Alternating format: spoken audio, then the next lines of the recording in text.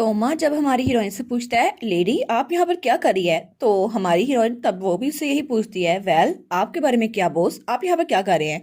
तो दोनों एक दूसरे की तरफ देखते हैं तो दोनों सोचते हैं, ओ नो मुझे अपनी आइडेंटिटी छुपानी होगी अभी इसी वक्त। तो दोनों हाथ मिला लेते हैं और फिर वो दोनों कहते हैं, मुझे लगता है कि हम दोनों के पास अपने सर्कमस्टेंसेस होंगे, इसलिए चलो इसको इवन करते हैं। वैसे भी पहले भी हमने एक दूसरे को नहीं बताया था हम लोग वहां पे क्या कर रहे थे। तो साशा कहती है, हाँ ये तो अच्छा आइडिया है। तब टोमा सोचता है, ये तो बिल्कुल अनप्रिडिक्टेबल है, इस रेट पर तो मुझे लगा था मैं जल्दी पकड़ा जाऊंगा, लेकिन नहीं। एक्चुअली अगर ये लड़की है तो मैं चाहता हूँ मैं पकड़ा भी जाऊँ, मैं इसको अपनी आइडेंटिटी बता सकता हूँ। तो तब वो हमारी हीरोइन से कहता है, लेडी अगर आपके पास टाइम हो तो क्या हम बाद में, लेकिन तभी पीछे से आकर रायन से पकड़ लेता है। तो वो कहता है, क्या रायन ये यहाँ पर क्या कर रहा है। तो साशा कहती है, सर रायन आपको क्या हुआ, यहाँ पर हो क्या रहा है। तो तब वो दोनों एक दूसरे की तरफ देखते हैं। तो रायन कहता है, तो तुम आखिर एक ही इंसान के साथ कितना मैस करने वाले हो, या फिर तुम्हारी एक इंसान के साथ पंगे लेने की आदत पड़ी हुई है। Eugene winner D servant. तो साशा कहती है, क्या यूजीन विनर, तो सच में सर्वन फैमिली का वो प्रिंस वो तुम ही थे। तो रायन कहता है, हाँ बिल्कुल सर्वन प्रिंस ये यही है जो हमारे सामने खड़ा है। तो यूजीन कहता है, क्या। तो साशा कहती है, बॉस इसका मतलब क्या हुआ, क्या आप सच में वहां के प्रिंस है। तो रायन कहता है, यूजीन विनर मुझे पहले पता चल गया था कि तुम टोमा ड्यूकन की आइडेंटिटी के नीचे रह रहे हो, लेकिन फिर भी मुझे लगा था वो रीजन काफी नहीं होगी, क्योंकि मेरे भाई ने कहा था कि तुम्हारे पास एक रीजन है जो तुम उससे मिलने आओगे। लेकिन मैं अपने भाई की बहुत ज्यादा रिस्पेक्ट करता हूँ, इसलिए मैंने उनकी बात माने रखी। वो तुम्हारे साथ रीयूनाइट होना चाहते हैं, पता नहीं क्यों, लेकिन चाहे जो भी हो, अगर तुम हैप्पीनेस चर्च के साथ इन्वॉल्व हुए फिर तो बिल्कुल अलग स्टोरी है, मैं तुम्हें बिल्कुल नहीं छोड़ूंगा। तो यूजीन सोचता है, मुझे हमेशा से लगा था कि जैसे सिचुएशन में मैं जा रहा हूँ मेरी आइडेंटिटी एक्सपोज होके रहेगी, लेकिन मेरा प्लान वो कोई बिगाड़ नहीं सकता, हालांकि उसे मेरी आइडेंटिटी पता भी हो। और वैसे भी मैं माइंड नहीं करता अगर मुझे फॉलो किया जाए, लेकिन इस वक्त मुझे बहुत ज़रा फर्क पड़ रहा है। मुझे इस बात से फर्क नहीं पड़ता था कि यान फैजा या रायन फैजा दोनों मेरे बारे में जानते हैं, लेकिन साशा, मैं नहीं चाहता था उसे ये सब कुछ ऐसे पता चले। तो साशा कहती है, बॉस क्या सच में आप इतने सारे वक्त में मुझसे झूठ बोलते रहे थे। तो यूजीन वहां खामोश खड़ा था, तो उसे वो सारी बातें याद आती है। तो साशा कहती है, बाय एनी चांस क्या आप मुझे काइंडनेस इसलिए दिखा रहे थे क्योंकि आपको मुझसे कोई फायदा चाहिए था। तो वो कहता है, माय लेडी नहीं, मैं कहूँ साशा, हालांकि ये लेट हो गया है, लेकिन प्लीज क्या तुम मुझे एक चांस दे सकती हो ताकि मैं तुम्हें सब कुछ एक्सप्लेन कर सकूं। तो रायन कहता है, तुम अभी करने के वाले यूजीन विनर, तुम्हें नहीं पता कि यंग लेडी ऑफ मैजरन तुम्हारी एनिमी है। तो यूजीन कहता है, क्या एनिमी। तो रायन कहता है, ऑफ कोर्स तुम शायद ये प्रिटेंड कर रहे हो कि तुम्हें कुछ नहीं पता, लेकिन 10 साल पहले जो जंग हुई थी उसमें तुम्हारी फैमिली के खात्मे में जो सबसे आगे था वो था आइजक मैजरन, जो कि रेड लाइन का कैप्टन था, और सिलिसिया उसी की बेटी है आइजक मैजरन की, है ना। क्या तुम्हें इस बारे में नहीं पता था। तो यूजीन गहरी सांस लेता है और वो कहता है, मुझे फर्क नहीं पड़ता, इस सब से मुझे बिल्कुल भी फर्क नहीं पड़ता। तो रायन कहता है, क्या तुम्हें फर्क नहीं पड़ता, लेकिन क्यों। तो यूजीन कहता है, मुझे सिर्फ एक चीज से फर्क पड़ता है। और तब हमें दूसरी साइड का सीन दिखा जाता है जहां मेरी कहता है, क्या एम्पर आप क्या बात कर रहे हैं। तो एम्पर वो वहां लेटा हुआ था और अपने दांत के साथ खेल रहा था। वो कहता है, क्या तुमने गलत सुना मेरी। तो मेरी कहता है, लेकिन ये कैसे हो सकता है। तो एम्पर कहता है, मैंने तुम्हें पहले भी बताया था, मुझे एरेस र्यूकन के बारे में सब कुछ पता करना है। तो वो क्लैरिस की तरफ देखता है, तो क्लैरिस भी उसकी तरफ देख रही थी। तो वो सोचता है, योर मैजेस्टी लगता है आपकी तबीयत ठीक नहीं है। अब लॉर्ड रायन वो लेडी मैजर के साथ चले गए हैं, तो आप भी थोड़े परेशान लग रहे हैं।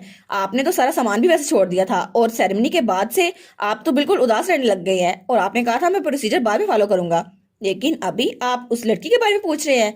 तो वो कहता है, प्रिंसेस एरिस र्यूकन है ना, आप उनके बारे में पूछ रहे हैं। वो तो आपकी मदर एथिना र्यूकन की बहन थी, है ना, जो कि लेट एम्प्रेस थी, और वो लेट एम्प्रेस के बहुत ज्यादा करीब थी। लेकिन 20 साल पहले उन्हें सर्वेंट प्रिंस के पास होस्टेज बनाकर भेजा गया, और उनका सिर्फ एक बेटा हुआ जो कि इलिजिमेट चाइल्ड था, और उसका नाम था यूजीन विनर, जो कि आपका कजन भी लगा। तो एम्पर कहता है, हाँ बिल्कुल यूजीन विनर, वो बदतमीज, मुझे उसी के बारे में पता करना है, वो अकड़ू, मुझे उसके बारे में पता करना है। तो क्लेरिस कहती है, क्या अकड़ू। तो वो कहता है, हाँ मैं रिसेंटली यूजीन से मिला हूँ। तो मेरी कहता है, क्या आप उससे मिले थे, लेकिन आपने हमें बताया क्यों नहीं। तो क्लेरेंस सोचती है, अरे हाँ हम फ्लोरिया में मिले थे, अब मेरी को थोड़ी ना बताना था। तो एम्पर कहता है, अभी के लिए मुझे उससे बहुत अजीबोगरीब चीजें पता चली हैं। उसने कहा था उसे सिर्फ एक चीज से फर्क पड़ता है, और तब हमें यूजीन दिखा जाता है जो तब भी यही बात कर रहा था। वो कहता है, मुझे सिर्फ एक चीज से फर्क पड़ता है कि मेरी मॉम, जिन्होंने सारी शेम और ह्यूमिलेशन फेस की, आखिर तक उनको अपनी कंट्री पे यकीन था, लेकिन वो तुम लोग के अपने हाथों से मारी गई, और वो बहुत ही ज्यादा ड्रामने लग रहा था। तो रायन कहता है, क्या हमारे हाथों से। तो साशा उसके पीछे थी। वो कहता है, मुझे फर्क नहीं पड़ता तुम लोग जियो या मरो, लेकिन जो कुछ तुम लोगों ने मेरी मॉम के साथ किया मैं उसे कभी माफ नहीं करूंगा। और ये बात उसने यान फाजर से भी कही थी। तो एम्पर कहता है हाँ बिल्कुल उसने यही कहा था। तो मेरी कहता है क्या, लेकिन क्या ये सच में हमारी गलती थी? लेकिन हमें तो बताया गया था सर्वन आर्मी थी जिन्होंने प्रिंसेस को अपने पास रखा था, कि ऐसा नहीं था? और दूसरी तरफ वो तीनों भी वहीं खड़े थे। तो तभी कोई आता है और कहता है र्यूकन फॉरवर्ड, आप प्लीज हमारे पीछे चलिए, आपको हमारे साथ चलना होगा। टोमा वहां से पलटने लगता है। तो राइट कहता है क्या, तुमने अभी क्या कहा, एक्सप्लेन तो करके जाओ। लेकिन यूजीन उसकी तरफ बहुत गुस्से से देखता है और फिर वो इसको इग्नोर करके वहां से चला जाता है। और फिर वहां पर सिर्फ वो दोनों बच्चे थे, हमारी साशा और राइन। कहता है क्या तुम इस बारे में श्योर हो कि यूजीन की माँ की मौत हमारी वजह से नहीं हुई थी? और फिर वो कहता है तुम्हें क्या लगता है जो वो कह रहा था वो ठीक है? तो मेरी कहता है लेकिन योर मैजेस्टी, लेट एम्प्रेस के साथ जो भी हुआ उसके बारे में आपको पता है ना? तो वो कहता है हाँ ट्रुथ, उसका हमें कुछ भी नहीं पता कि ट्रेजेडी हुई कैसे थी, लेकिन यूजीन वो वहां पर खुद था इसलिए उसे शायद पता होगा। लेकिन अगर दोनों साइड्स अलग अलग स्टोरी बता रही हैं फिर तो हमें वेरीफाई करना ही होगा। और फिर एम्पर कहता है फैजा में सर्वन वार के सारे रिकॉर्ड्स चेक करो, शुरू से लेकर आखिर तक हमें सब कुछ पता लगाना होगा। और मेक श्योर करना कि नेबरिंग कंट्री के रिकॉर्ड्स भी तुम्हारे पास हो। और उसके बाद तुम सबको पता करना और डेट्स उनका ध्यान रखना। तो मेरी कहता है क्या आखिर यहाँ पे चल क्या रहा है? ऐसा लगता है कि फैजा एम्पायर के रिकॉर्ड्स में कुछ गड़बड़ थी। तो फिर वो कहता है जी योर मैजेस्टी, जैसा आपने कहा मैं पूरी ऑर्गेनाइजेशन बनाऊंगा जिसकी वजह से सारे लोग इसको पता कर लेंगे। तो एम्पर कहता है नहीं खुद करो तुम। वो कहता है क्या मैं करूं?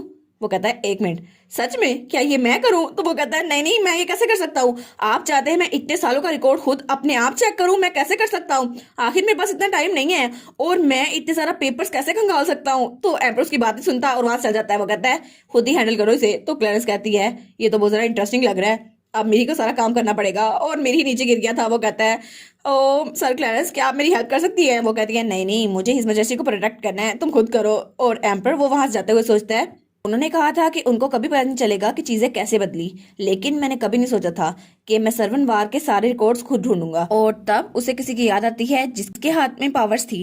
तो वो सोचता है मे बी अभी भी मेरे पास वक्त है कि मैं रेड विच के बारे में पता कर सकूं, आखिर वो थी कौन और उसका इस सबसे क्या ताल्लुक था। लेकिन मेरी मॉम ने जो मुझे बताया था उस सबसे गहरा ताल्लुक रेड विच का था और मुझे इसके बारे में पता लगाना ही होगा।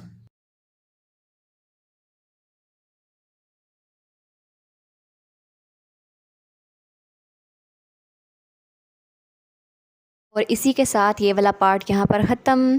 तो आप लोग बताइएगा आपको ये पार्ट कैसा लगा। प्लीज़ लाइक करिएगा, कमेंट करिएगा और शेयर करिएगा। और जो न्यू व्यूवर्स हैं काइंडली वो चैनल को सब्सक्राइब कर दें।